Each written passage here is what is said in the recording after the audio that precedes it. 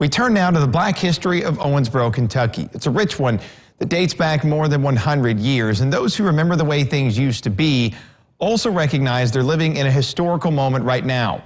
Symbols of hate to many are now being repurposed to inspire and to teach the next generation. A small building with big history. It was formed in 1871. Formed by freed slaves, George Washington Carver once spoke inside the walls where hymns are sung and sermons are spoken. More than 100 years later, the congregation is still making history. They made history by selecting me to be their pastor as the first black woman to pastor a Baptist church in our city and also Western Kentucky. Rondalyn Randolph is the leader of Pleasant Point Missionary Baptist Church.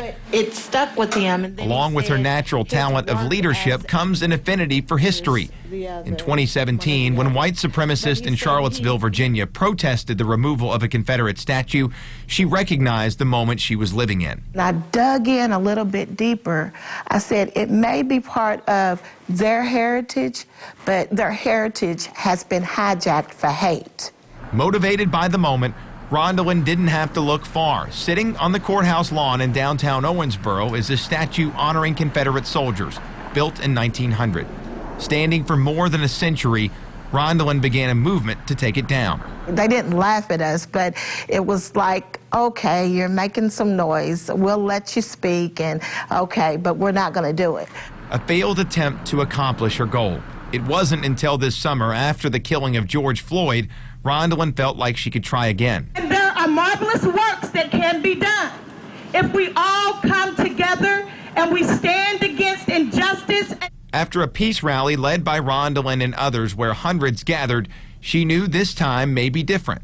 It started to get the ear of a whole lot more people that had a whole lot more influence. So it demanded that they address the issue. A recent and unanimous vote by county leaders now has the statue being taken down. 2020 signify by saying aye. Aye.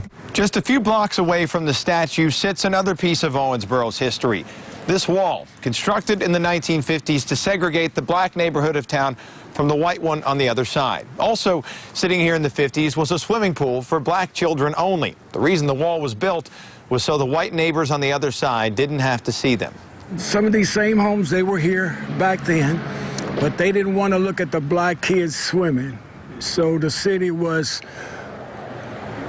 forced to go ahead and put up that wall there so they didn't have to participate in any way with the black community. Richard Brown has lived in Owensboro for more than 75 years. He grew up in the town that at the time was segregated. We had Western School, which I attended, which was an all-black school.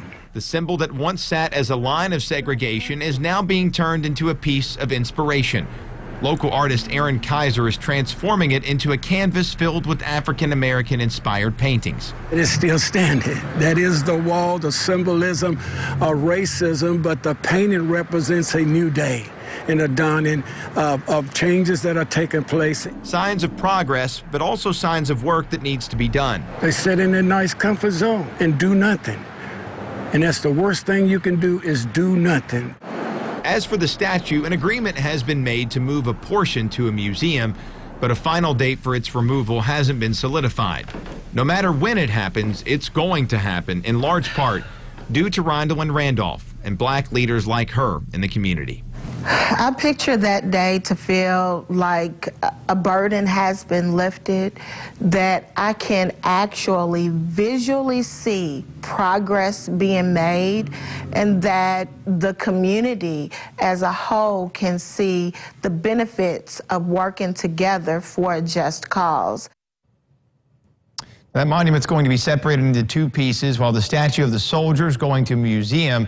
The pedestal with the words Confederate visible will go miles to the south. It's slated to sit outside at the site of a Civil War battle.